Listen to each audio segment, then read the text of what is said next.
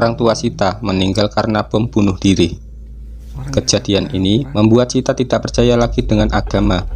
Pada saat itu, Sita hanya punya satu tujuan hidup, yaitu menemukan orang yang paling berdosa. Setelah orang itu meninggal, Sita ingin turun ke kuburnya untuk membuktikan bahwa siksa kubur itu tidak ada, dan agama itu juga tidak nyata. Sita dan Adil adalah dua orang anak remaja dari sebuah keluarga yang memiliki sebuah toko kue. Hari itu, sang ayah sedang bereksperimen membuat kue berbentuk buaya. Namun, menurut Sita, hasilnya malah terlihat seperti lele. Keluarga ini tampak harmonis dan penuh canda tawa, membuat dan menjual kue bersama-sama. Adil adalah anak pendiam. Dia sering dibully teman-temannya di sekolah. Kalau pakai hijab mengambil sesuatu hal bukan rame. nggak punya duit kan masalah juga, Pak. Benar, tapi kamu Di suatu hari, teman-teman Adil datang ke toko. Namun, Sita mengusir mereka. Tidak lama kemudian, 3 orang asing masuk ke toko dan memesan kue spesial. Lalu, muncul seorang pria aneh mendekati Adil dan meminta air minum. Mukanya terkenal banget, cuman maaf. Pria itu kemudian memberikan kaset kepada Adil dan berkata, "Awalnya, aku tidak percaya. Jangan keluar." Adil kebingungan dengan perkataan pria itu. jangan keluar. Bahaya. Yang kemudian pergi meninggalkan toko. Ternyata, 3 orang asing tadi berniat mencuri uang di laci. Melihat hal itu, Sita langsung melaporkannya kepada orang tuanya. Kedua orang tua Sita mengejar pencuri itu. Namun, tiba-tiba terjadi ledakan besar di luar toko. Ledakan itu menewaskan orang tua mereka dan orang-orang di sekitar. Terungkap bahwa pria aneh pemberi kaset adalah pelaku bom bunuh diri. Ada yang bilang Kata-katanya "jangan keluar" merupakan peringatan agar Adil tidak keluar saat ledakan terjadi. Sita dan Adil dibawa ke kantor polisi untuk diinterogasi. Mereka hanya mengatakan bahwa pria itu sempat diberi minum oleh Adil, namun tidak memberitahu tentang kaset. Ke rumah. Mereka ingin segera pulang. Di luar kantor polisi, mereka melihat banyak mayat korban bom. Sita melangkah dengan hati-hati di antara mayat-mayat itu, namun terpeleset karena genangan darah. Setibanya di rumah, Sita memutar kaset itu. Betapa terkejutnya mereka ketika mendengar suara jeritan kesakitan dan teriakan "Man Robuka", yang diduga berasal dari orang yang sedang dikubur dan mengalami siksa kubur. Berapa bulan setelah tragedi bom bunuh diri, Sita dan Adil dimasukkan ke dalam pesantren oleh paman mereka. Rumah mereka pun dijual. Di pesantren, mereka diajari tentang keadaan di alam kubur dan siksa kubur yang mengerikan bagi orang-orang durhaka. Namun, Sita mulai meragukan ajaran tersebut. Ia tidak percaya dengan siksa kubur dan mempertanyakan mengapa agama selalu menakut-nakuti orang. Yakin sama orang yang takut disiksa malaikat. Sita berdebat dengan ustazah dan akhirnya nekat kabur dari pesantren bersama Adil. nggak ada yang masuk situ sih. Sita, Matanya besar. Melalui sebuah terowongan yang angker. Terowongan itu dikenal dengan cerita hantunya. apa sih? Sita. Namun, Sita bertekad untuk membuktikan bahwa siksa kubur tidak ada. Di dalam terowongan, Sita dan Adil terpisah. Saat mencari Adil, Adil? Sita bertemu dengan seseorang yang meminta tolong. Sita pun ketakutan dan berlari keluar dari terowongan. Kamu siapa? Siapa? Di luar, dia menemukan banyak orang yang sudah menunggunya.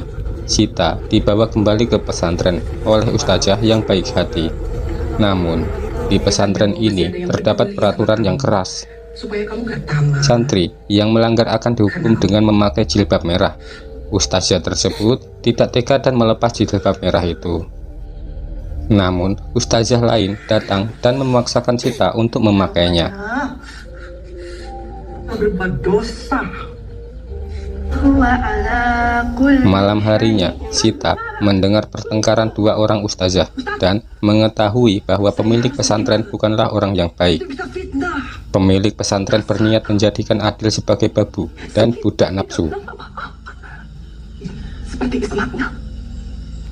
Depannya.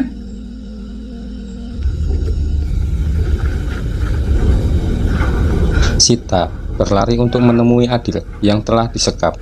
Sita pun ditangkap dan dikurung di sebuah ruangan.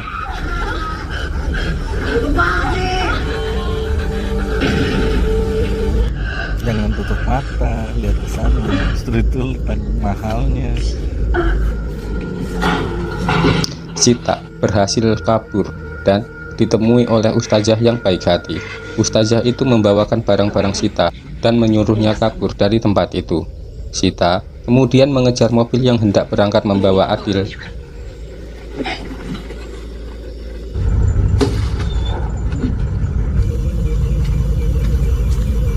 Adil.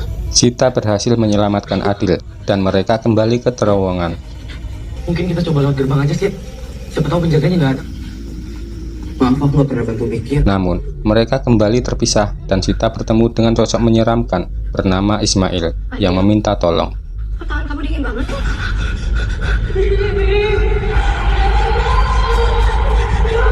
Untungnya, Sita berhasil menemukan Adil dan mereka berdua berhasil melarikan diri dari terowongan itu.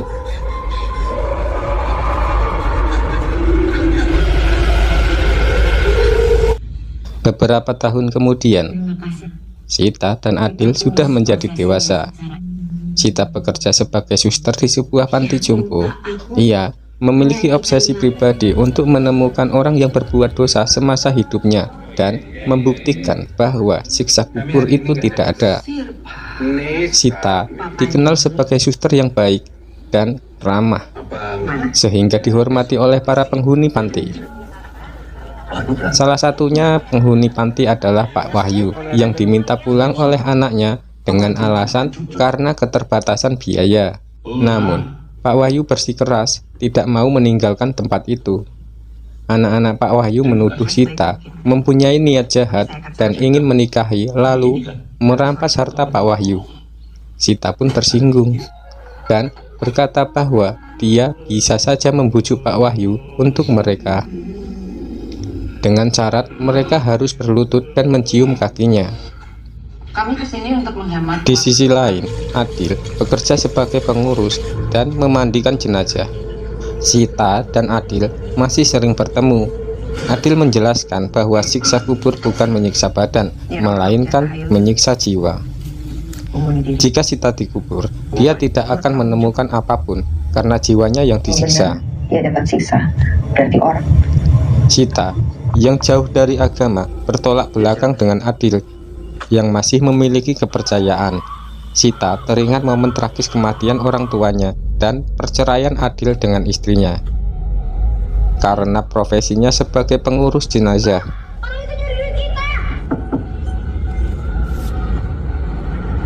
Malam itu, Sita berbincang dengan Pak Wahyu tentang agama. Pak Wahyu mengetahui keraguan Sita, namun kagum dengan kebaikannya. Pak Wahyu menceritakan tentang siksa kubur dan bagaimana fisik yang terbiasa disiksa lama-kelamaan tidak akan merasa sakit. Pak Wahyu ternyata adalah pemilik pesantren, tempat Sita dan Adil remaja. Sita mengetahui kebusukan Pak Wahyu yang telah merusak dan menjadikan para santri sebagai budak nafsu, termasuk Adil. Sekitar 50 santri pernah menjadi korbannya. Tapi satu anak hilang yang bernama Ismail. Pak Wahyu terkejut saat Sita mengaku bahwa dia adalah salah satu santrinya. Sita mengenal Pak Wahyu sebagai orang yang paling bejat. Ironisnya, Pak Wahyu malah merasa bangga dengan perbuatannya. Pembicaraan mereka terhenti saat tiba-tiba Adil masuk ke ruangan. Adil yang dipenuhi amarah berusaha untuk membalaskan dendamnya. Namun, Pak Wahyu berhasil lolos dan mengambil pistol dari dalam laci. Penghuni panti lainnya memasuki ruangan setelah mendengar keributan tersebut. Pak Wahyu menceracau sebelum dia menembakkan pistolnya ke mulutnya sendiri. Adil kemudian mengurus jenazah Pak Wahyu.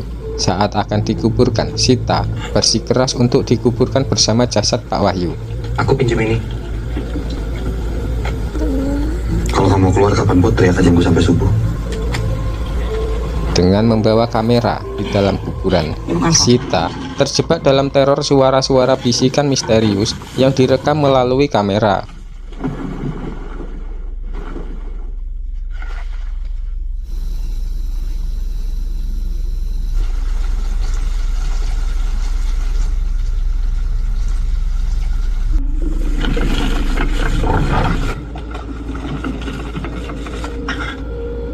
Gimana? Sita kemudian diwawancarai TV mengenai dirinya sebagai bagian dari korban bom bunuh diri yang telah merenggut nyawa kedua orang tuanya. Dia juga menceritakan soal dosa-dosa Pak Wahyu dan pengalamannya saat dikubur bersama jasadnya. Sita lalu menyuruh pihak TV untuk memutar rekamannya, namun tidak ada apapun dalam rekaman tersebut. Selesai acara, Sita menemui Adil. Dia marah kepada Adil dan menuduhnya menukar video rekaman tersebut. Mereka pun bertengkar sengit. Adil yang selama ini memendam amarah akhirnya meluapkan semua unek-uneknya. Dia menuduh Sita sebagai dalang dibalik kematian orang tua mereka. Adil meyakini bahwa Sita lah yang melaporkan kepada orang tua mereka tentang pencurian uang, sehingga membuat mereka pergi keluar dan terbunuh. Sita marah besar mendengar tuduhan Adil. Ia merasa Adil tidak pernah berguna dan tidak bisa melindungi dirinya sendiri, berbeda dengan Sita yang selalu mandiri. Adil membalas dengan mengatakan bahwa Sita terlalu terobsesi dengan tujuan untuk mencari orang paling durhaka dan ingin melihat orang itu disiksa di dalam kuburan. Sita kembali ke panti jompo dan bertemu salah seorang penghuni panti yang bernama Bu Nani. Bu Nani curhat kepada Sita bahwa suaminya Pak Pandi sedang berselingkuh dengan seorang suster. Sita pun membuka kamar Bu Nani dengan memergoki perselingkuhan tersebut. Suami Bu Nani meminta maaf, namun Bu Nani masih merasa terpukul dan kebingungan.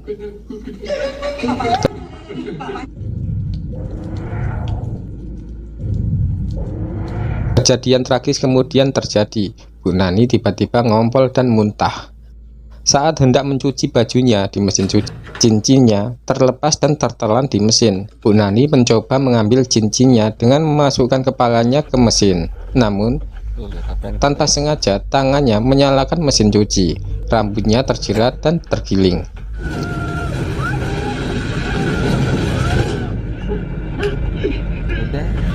Bu Nani berusaha menariknya dengan kuat hingga kulit wajahnya terlepas. Bu Nani meninggal dunia akibat kejadian mengerikan ini.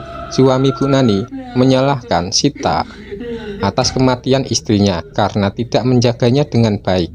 Sita kemudian menemui salah satu penghuni panti bernama Bu Juwita yang mengaku bisa berbicara dengan arwah orang yang baru saja meninggal. Sita memohon kepadanya untuk menunjukkan arwah Bu Nani. Mereka pun memulai ritual pemanggilan arwah. Awalnya Sita tidak bisa melihat arwah Bu Nani. Wanita itu menyuruh Sita untuk percaya agar dia bisa melihatnya. Ritual itu gagal karena Sita tidak pernah percaya dengan hal-hal gaib. Saat mereka bubar, tiba-tiba Bu Juwita seperti kerasukan dan menyebut-nyebut nama Ismail yang meminta tolong.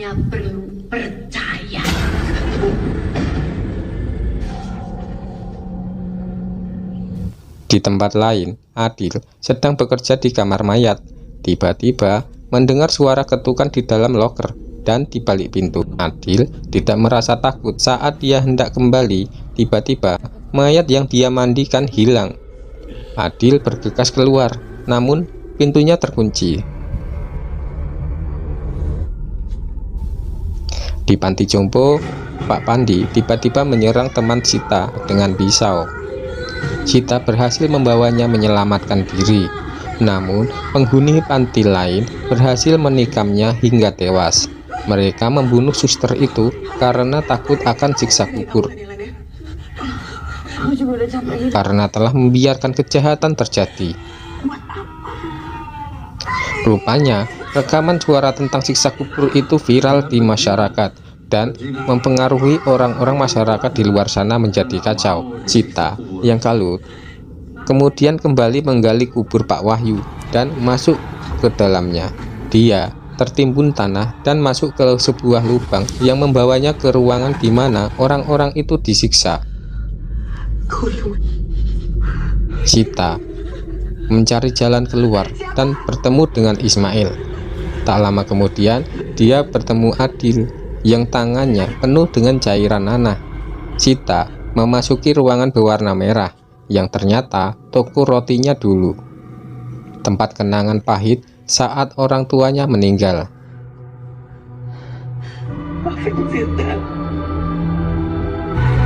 Dia kembali mencari jalan keluar dan menyaksikan berbagai macam teror menakutkan.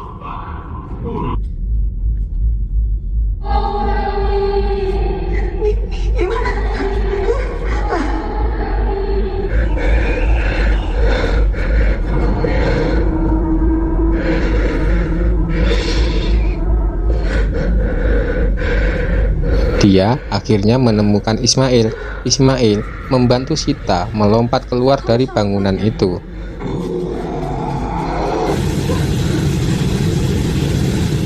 Namun, Sita masih berada di dalam kubur bersama jasad Pak Wahyu. Ternyata, semua yang dialami hanyalah mimpi. Pada kenyataannya, dia masih terjebak di dalam kubur sambil membawa kameranya. Tiba-tiba jasad Pak Wahyu bangkit dan terduduk. Sita yang ketakutan tetap merekamnya dan memanggil-manggil Adil. Sita mendengar suara "Man Robuka" dan kepala Pak Wahyu dipukul sampai hancur. Kepalanya kemudian tumbuh lagi dan dicapik-capik oleh beberapa ekor ular sampai hanya tersisa tulang belulang. Kejadian tersebut disaksikan oleh Sita berulang-ulang. Sita sangat ketakutan dan tidak kuat melihat siksaan itu. Dia menangis dan bertobat meminta ampun dengan bersolawat.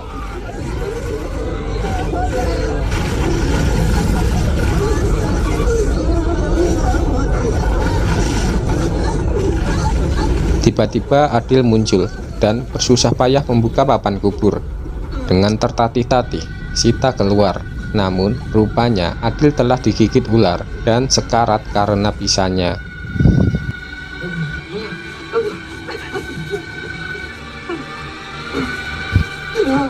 Jika semua yang mereka katakan tentang Pak Pandi mematikan ponsel yang sedang memutar ceramah Pak Wahyu.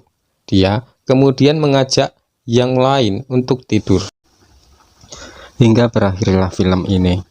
Terima kasih sudah menonton video tidak bermanfaat ini dan sampai jumpa.